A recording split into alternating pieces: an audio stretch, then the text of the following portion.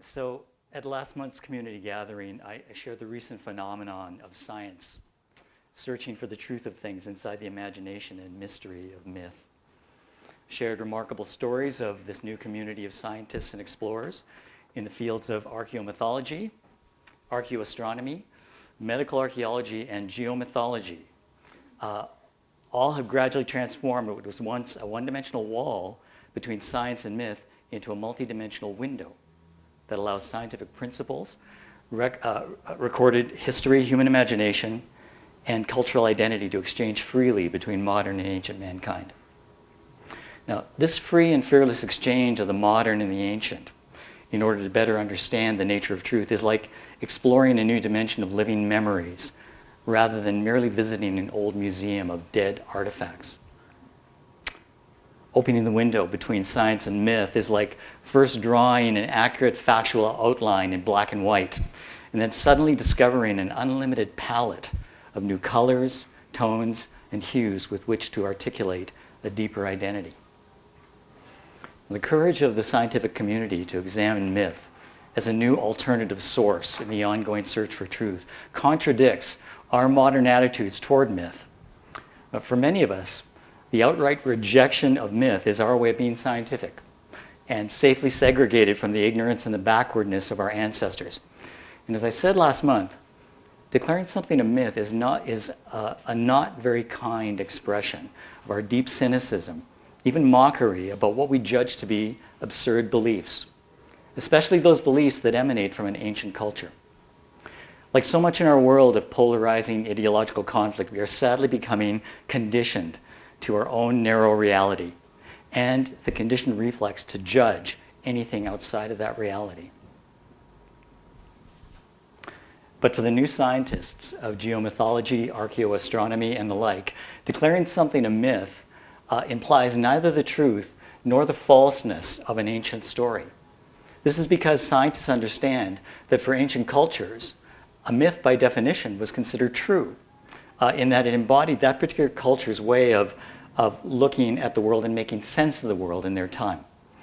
Like I said earlier, the true by definition view of engaging myth is in direct opposition to our very popular, very simple, and very judgmental view that myths are always false by definition. Our natural reflex is to reject myth as an impossibility. The reflex of new science is to embrace myth as a mystery. Now, last month we were introduced to this new way, a thoughtful way of engaging myth. Because when thinkers engage myth as mystery, they cease to be judges. And which would you rather be, a judge or a thinker? This will always be one of the most important questions of the question. Last month we shared some incredible, colorful stories of myth and imagination, and for a while we were able to enjoy a temporary suspension of belief, just as if we were enjoying popcorn. Angela was eating popcorn tonight too, and watching the latest fantasy movie. Some of you may remember that I spoke of mythical Celtic giants building an 80-mile bridge of stone to connect Ireland and Scotland. And you'll remember the ancient First Nations story of how the great creator raised a 1,000-foot mountain just to rescue 2 young indigenous boys from the claws of a very hungry giant bear. Now, these wonderful stories were admittedly a bit of a setup to illustrate just how dismissive we are of our ancient ancestors and their fantastic, unbelievable myths. It's totally normal that most of us are just comfortable passing the popcorn on the safe side of the wall that separates science and myth. But when the wall becomes a window that allows the modern principles of science to interact with the ancient perspective of myth, we are challenged. We are confronted, no longer by a myth to reject, but instead by a mystery to explore. And of course, by many more great questions to ask. Last month, I invited everyone through this new window to re-examine the myth of the Oracle of Delphi, the fabled cult of priestesses that influenced ancient Greece for almost 500 years. It was reported that the oracle possessed unearthly powers of prophecy while under the influence of mysterious vapors emanating from cracks in the floor of her temple. These vapors would envelop the oracle, causing her to enter into a kind of hypnotic trance and even violent physical convulsions. From out of these mysterious trances, the oracle would prophesy in an unknown spiritual language, which could only be interpreted by her sacred retainers. The violent convulsions that often accompanied the trances took a severe physical toll on generations of oracles, many of whom died very prematurely and very young. The Oracle of Delphi is part factual history and part entertaining myth when viewed from our side of the wall. You might have noticed some of the images from the movie 300 here. It took almost 3,000 years for the wall to become a window. But in the 1980s, a geomythology team, which included a forensic chemist and even a toxicologist, began to investigate the site of ancient Delphi. They discovered evidence of deep subterranean fault lines directly underneath the temple ruins, which were consistent with historical reports of seismic activity in the area. A further geological analysis of the underground structures also detected a zone of hydrocarbon compounds in close proximity to the fault lines. And finally, small traces of ethylene gas were present in various underground spring water sources close to the site. These scientific findings became a remarkable geomythology chain of evidence that transformed the fantastic myth of the oracle into a kind of fact-based mystery that read something like this. Frequent seismic shifting of the fault lines generated sufficient pressure to explain the cracks in the floor of the temple. This same seismic pressure also created intense underground friction with sufficient heat to cause chemical reactions in the deeper hydrocarbon zone. These chemical reactions may have produced large quantities of ethylene gas. These ethylene gas vapors, willingly inhaled by the oracle,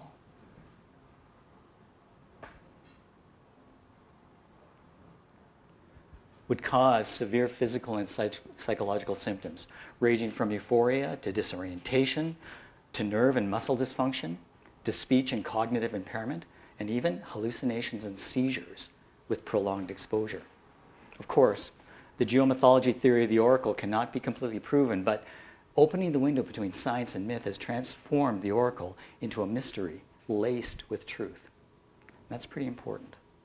I also shared an even more provocative story of the Cyclops, the giant one-eyed wonder, first mentioned in the Greek epic poem, the Odyssey. I confess to experiencing a huge imagination jolt when I discovered a theory put forward by archaeomythologists and medical archaeologists that demonstrated how the mythical Cyclops could have been factually conceived by the Greek poet Homer as he created his epic story of men and gods. The jolt was another fact-based chain of evidence that began with a very rare, very horrific, and always fatal real-world birth defect called cyclopia. Cyclopia really occurs in the real world in approximately 1 out of every 100,000 human pregnancies. So reports of a rare cyclopic birth somewhere in ancient Greece might have inspired Homer to envision his Cyclops. But what would have suggested to him that a whole fantastic race of one-eyed giants might exist? Remember that ancient Greece is considered the birthplace of modern logic.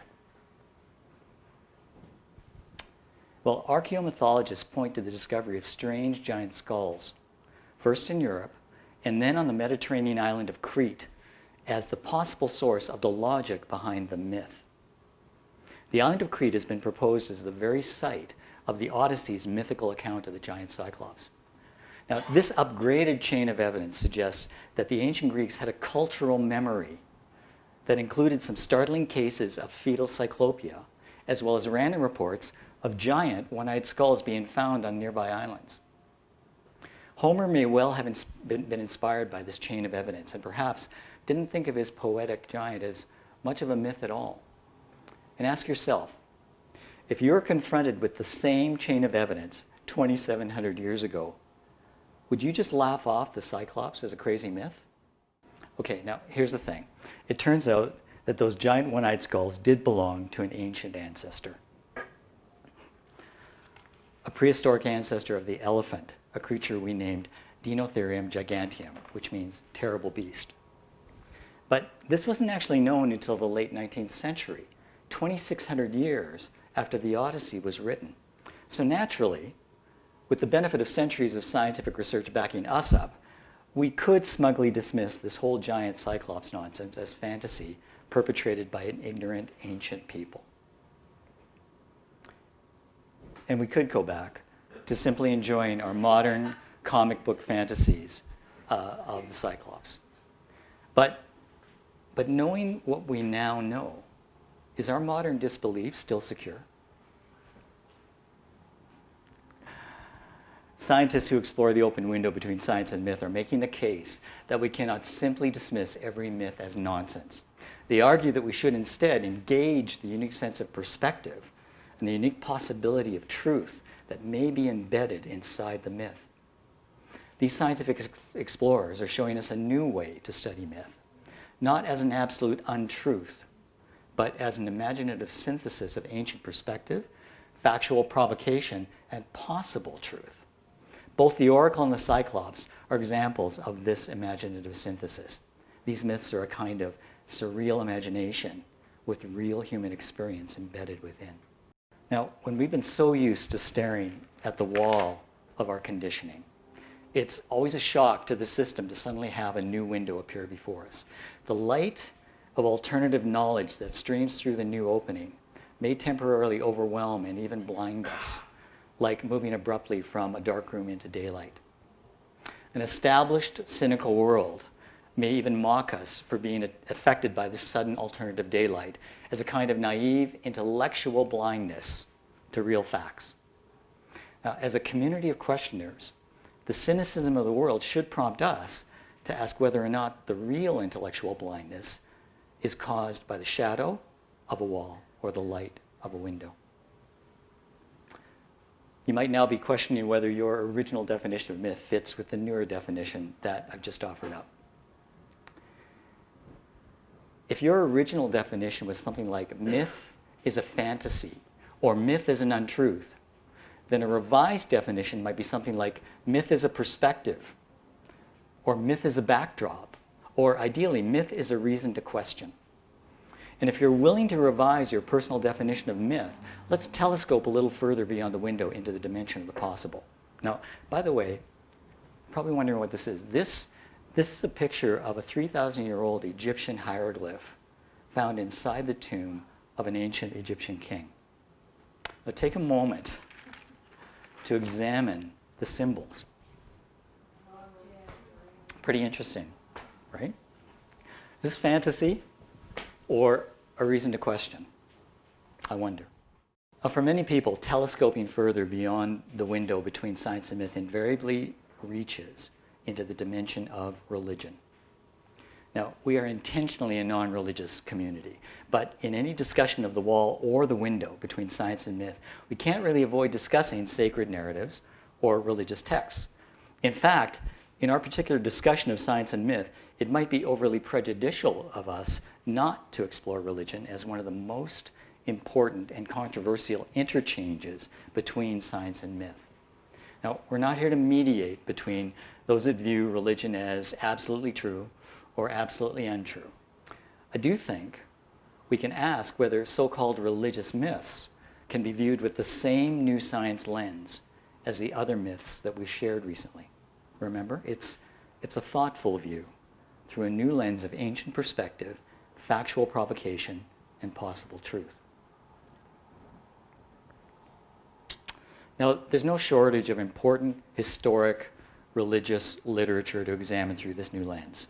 The Bible, the Quran, the Talmud, the Buddha Vacana, the Hindu Vedas, the Tao Te Ching, and so many other ancient texts still deeply inspire a huge percentage of modern humanity. The perpetual question of whether this inspiration is actually for good or for bad is undoubtedly important in any personal search for truth. But for tonight, we'll suspend the whole good or bad thing, okay, in favor of just seeing what can be seen through the open window. At the last gathering, we shared stories of geomythology, archaeomythology, and medical archaeology. So now I'd like to explore a famous story of the Bible as an intriguing story of archaeoastronomy. Now, you may remember from last month that archaeoastronomy is the study of how ancient people understood phenomena in the sky, how they articulated and interacted with those phenomena, and how those phenomena inspired their culture and mythology. The ancient phenomena that I'm going to talk about tonight is the Star of Bethlehem. The story of the star is one of the most significant in the whole Bible, not just as an extraordinary standalone mythic phenomenon, which it is, but also as a trigger event for the literal birth of a whole spiritual movement that now influences over 2 billion people worldwide. Now, without predispositions or prejudice, archaeoastronomers have engaged the story of the star based on their own revised definition of myth. As a valid ancient perspective, as a scientific and historical backdrop, and as an invitation to explore. Now, we'll follow along with their investigation for a while. It's a little bit like a forensic CSI investigation, I think, although I'm saying that without ever actually having watched CSI. Does anyone watch CSI? Okay. Just feels cooler being a detective, doesn't it? Okay. Now, where everyone must start, including our archaeoastronomers, is the single account of this amazing star in the Bible itself, okay, from Matthew. Hope you can read this and just follow along. It's from Matthew 2, 2 to 10. After Jesus was born in Bethlehem in Judea, during the time of King Herod, Magi from the east came to Jerusalem and asked, "Where's the one who has been born King of the Jews? We saw his star when it rose and have come to worship him." When King Herod heard this, he was disturbed, and all Jerusalem with him. When he had called together all the people's chief priests and teachers of the law, he asked them where the Messiah was to be born. "Well, in Bethlehem, in Judea," they replied, "for this is what the prophet has written. But you, Bethlehem, in the land of Judah, are by no means least among the rulers of Judah, for out of you will come a ruler who will shepherd my people Israel." Then Herod called the Magi secretly and found out from them the exact time the star had appeared. He sent them to Bethlehem. "Go and search carefully for the child. As soon as you find him, report to me, so that I may too go and worship him." After they had heard the king, they went on their way, and the star they had seen when it rose went ahead of them until it stopped over the place where the child was. When they saw the star, they were overjoyed. This is the one account of this in the Bible. So, the ancient crime scene testimony from the Bible focuses on 3 key statements.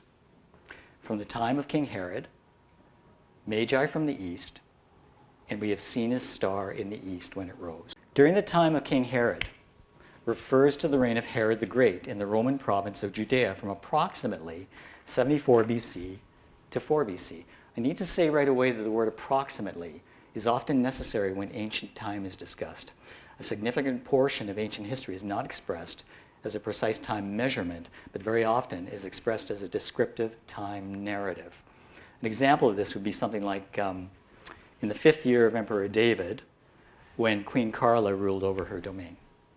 Okay. For this reason, significant time discrepancies are possible, even though it often appears that historians are implying hard dates for things. They're really not. I learned that calculating ancient time is as much art as it is science. What's pretty interesting is that this inability to be completely precise about dates is actually a weird kind of benefit in balancing the modern and the ancient perspectives of stories from antiquity. You'll see this as we progress further in the investigation. Herod the Great was a real person. He's not only prominently described in the Bible, but also in separate histories written by the Roman historian Josephus and the Greek scholar Nicholas of Damascus, who was actually Herod's private secretary, as well as a tutor to the children of Mark Antony and Cleopatra. I thought that was pretty interesting guy. For any Bible readers, a tragic part of the Christmas story is Herod's infamous order to murder all children under 2 years old in the area of Bethlehem. This is called the murder of the innocents. This order is a horrifying clue to his character, but allow me to share how some historians have characterized Herod's many qualities as a ruler. He's described as a madman who murdered his own family and a great many innocent people. He's described as an evil genius of the Judean nation. He was described as being prepared to commit any crime in order to gratify his unbounded ambition and he was also one of the greatest builders in Jewish history. Herod was not originally a Jew, but he converted to Judaism just to gain the political favor of the local Jewish nobility. He married the daughter of a prominent Jewish family, but first he had to banish his current wife and young son. He was also a paranoid ruler who was afraid of rebellion, so he sought to stifle protests against him and employed a kind of secret police to identify and remove protesters from public gatherings. In addition to ordering the murder of young children in Bethlehem, Herod also ordered the murder of several members of his own family, including the Jewish wife that he married after banishing his first wife. As one of the most ambitious builders in Jewish history, Herod oversaw such epic construction projects as the Second Great Temple of Jerusalem, the massive seaport of Caesarea, and the legendary mountaintop fortress of Masada. He was, without a doubt, the epitome of the shameless opportunist, a narcissistic demagogue with a pathological appetite for power. Does he remind you of anyone? I thought this was actually kind of ironic. Anyway, Herod was a real person that ruled during the time of the star. Now, the identity of the Magi from the East has become a very popular, very misunderstood, and therefore very mythical component of the story of the star. Some of you may not have heard the term Magi before, likely, because most of us are more familiar with the version of the story describing wise men or kings, right? Following the star from their home in the East. It's important to know that all the original ancient manuscripts all read Magi. Now, because the identity of the Magi has become such a popular misunderstanding, depictions of their visit, like these, has fueled a lot of the modern skepticism about the entire story of the star. The skepticism, I think, is mainly because of the obvious religious imagery of three mythical, perhaps wise men, perhaps kings, somehow following an abnormally bright star over some great distance, and then witnessing the star as it stops and hovers like a spotlight over the exact location of the nativity. So, as a consequence of our natural skepticism, the story of the star often just grinds to a halt when we try to reconcile with this popular myth of the Magi. But sentimental Christmas carols and cards aside, just like Herod the Great, the Magi were real people too. Now, the word Magi is a really ancient word, stemming backwards from our English version to the Latin, megas, to the Greek, megos, to the ancient Persian word, megush, all roughly meaning the same thing, learned magician. For almost 600 years preceding the time of Herod the Great, the Magi were an elite class of priests and astrologers who sat atop the powerful state religion of the Persian Empire called Zoroastrianism. And that's just a picture of Zoroaster, the founder. Now, this important religion was founded by Zoroaster somewhere around the 6th century BC. Zoroastrianism has significant connections to Judaism, Islam, and Christianity. Really interesting connections. Some core concepts of Zoroastrianism that are shared with these other world religions are the concepts of monotheism, eternal truth, eternal order, free will, and yes, messianic prophecy. Members of the Magi class were held in high regard and practiced a form of astrology that could be better described as the applied astronomy of their day. Their temples were also ancient observatories from which they watched and charted the movement of celestial objects and constellations. Charting the heavens was an essential part of their important spiritual and prophetic role in the Persian Empire. In addition to ancient Persian historical references, evidence of Magi influence and Magi travels can be found in Greek, Roman, and even Chinese historical texts. The important point is that Magi were respected as learned astronomer priests throughout the ancient world, hundreds of years before the story of the star was even written. Now, what about the star itself? You'll recall that in the Bible, the Magi said to Herod that we have seen his star in the east when it rose. Now, there's been a ton of archaeoastronomy discussion on whether or not this reference to a star is in fact a reference to an actual star. Don't have time to share all the details of this extensive and really interesting discussion, but I can say there are three main theories. First theory is that the star was a comet, possibly Halley's Comet, which appeared in 12 BC, but Halley's Comet appears every 75 years, so it's really not that unique. Second theory is that the star was a nova or supernova event. The third theory is that the star was a rare conjunction of planets. Now, the comet theory and the nova-supernova theory of the star each have their supporters in the scientific community, but it is the planetary conjunction theory that inspires the most compelling archaeoastronomy story about the star.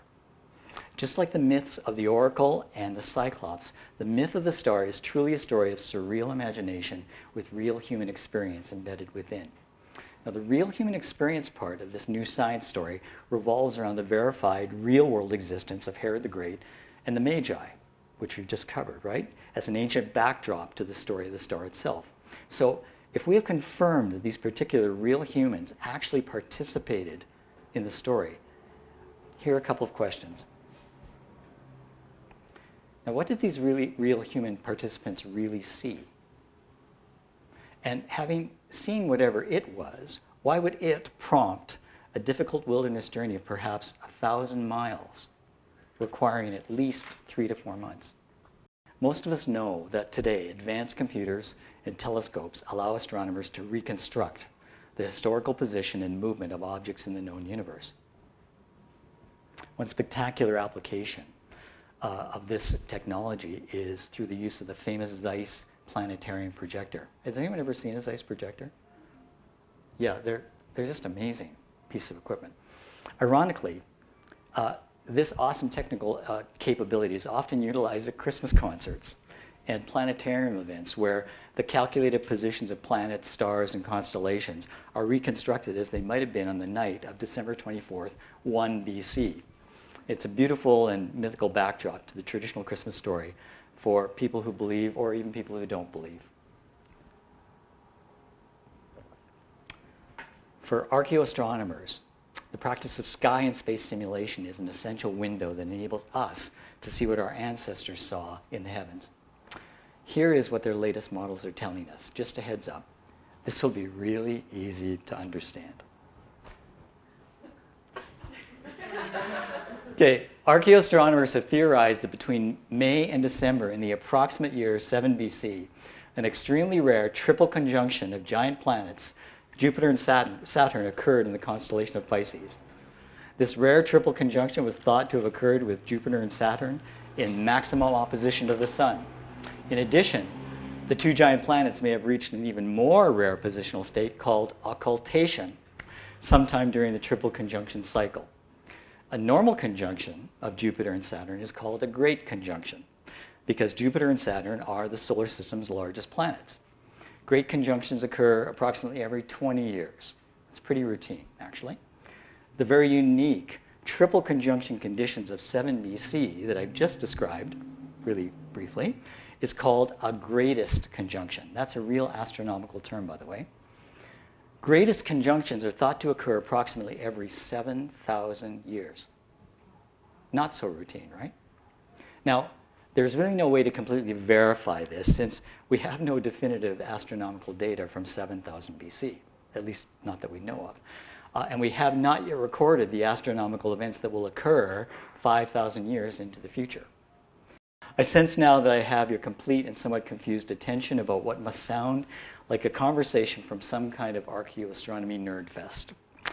But if you'll hang in with me, I guarantee that by joining the nerd fest, you will understand what might have happened in 7 BC and what it would be like to look through the window between science and myth with a more powerful telescope.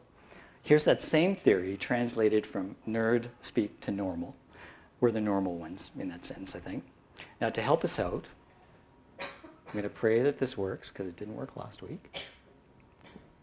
To help us out, I was able to find a simple animation of this greatest conjunction event on YouTube, and here it is. You can watch it while I'm describing it. In the approximate year 7 BC, The orbits of Jupiter and Saturn brought them into very close proximity to one another in the constellation of Pisces. Their opposition relative to the sun, or their position relative to the sun, which is their opposition, provided the optimum angle for the maximum reflection of sunlight back to the Earth. From May to December of that year, the two planets passed each other 3 times, which is a triple conjunction. During some or even all of these passes, when viewed from the Earth, the planets appeared to merge to occupy virtually the same visual space. This is called occultation, okay? An eclipse is an occultation.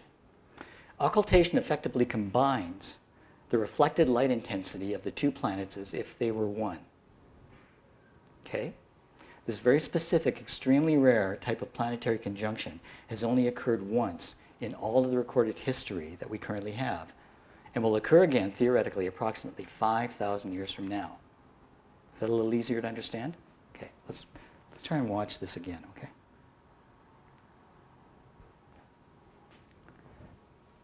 As Jupiter and Saturn entered Pisces, you can see that they're starting to come into conjunction, okay? Here's the first one, occultation. This took place over a period of about 6 months. Here's the second one, occultation. Okay? And now get ready for the third one. There's the third conjunction, another occultation. This only happens, this type of conjunction with that kind of occultation in that particular constellation only happens every 7,000 years. These are actual photographs of smaller close conjunctions of planets. In this case, it's Jupiter and Venus. Some of them are actually taken last year. I'm showing you these so that you might imagine how a much larger, greatest conjunction might have looked to the Magi in 7 BC. In their time, they had no way of knowing that this phenomenon was not some kind of extraordinary star. I mean, how could they really know, right? Now, I can almost hear you thinking this. Okay, so I get that Herod the Great and the Magi were real folks. And I can totally relate to the astronomical simulation of this really extraordinary but explainable conjunction of giant planets. I can also understand how this completely unique conjunction could have been interpreted by the ancients as a once-in-a-lifetime extraordinary star. And if this star was continuously visible from May to December, moving from eastern horizon to western horizon, it could explain how the Magi followed it all the way from Persia to Judea. Okay? But, you say,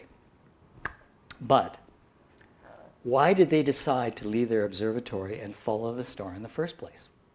I mean, it could have been really amazing just watching, right? Why did they decide to leave? And how did they know that the destination was Judea and not some other location in the ancient world? Remember, the Magi were familiar with the entire ancient world, so why Judea? These questions point to a gap in the chain of evidence, don't they? Well, this is the question community, and in this community, questions are good. That apart from the Bible account of the Magi journey, the Roman historian Josephus separately makes reference to a Magi visit to Herod's court in the approximate year 10 BC. Now, that's pretty close to the approximate year 7 BC, isn't it? Now, this is the uncertainty of ancient time at work. According to some historians, this is another example, Herod the Great was supposed to have died in the approximate year 4 BC. Now, you may have already realized that this means he died 4 years before he is described as being not dead or undead, when the Bible says the royal baby was born, which was 1 BC. So, for good or for bad, there's always lots of strong circumstantial evidence for the inexactitude of ancient time. But you'll remember that I said this fluidity of ancient time is a kind of weird benefit to balancing the modern and the ancient. This time fluidity forces all archaeoscientists to have their own form of the question community, because ancient time will always be a kind of question in itself, and it will always be debated. It can never be confirmed. This inherent difficulty with time certainty also forces us to balance our modern rigidity with ancient perspective. The requirement for balance also opens up the choice for us to be either judges or thinkers. One last thing. We have followed this now not so mythical question all the way from a dance of giant planets in the constellation Pisces to a temple observatory in ancient Persia to a demagogue's palace in Jerusalem. But should we be reminded of how the Magi finally ended up in the tiny village of Bethlehem, a village of perhaps 300 to 500 people, according to historians, really small place? Well, Matthew says that Herod actually told them to go to Bethlehem because that's what his own sacred literature told him. But if you don't wish to depend on the Bible explanation, conventional historians are in general agreement that the Persian Empire had extensive exposure to the same sacred literature during the Jewish captivity that I mentioned earlier. The Magi were scholars as well as astrologers. So Herod probably didn't have to tell them their final destination anyway, right? Either way, the choice of Bethlehem is perhaps the least controversial part of a controversial story. Bible speak notwithstanding, the real-life Magi didn't require the star to actually stop over the place where the baby lay. Okay? They simply had to accept directions to a very small town and then look for the right newborn baby. Because it's decidedly not the mission of our community to comment on what the Magi may or may not have found in Bethlehem. It's taken me almost 30 minutes to just provoke the question of whether or not they were even there in the first place. And I guess I'm hoping that I did provoke you just a little.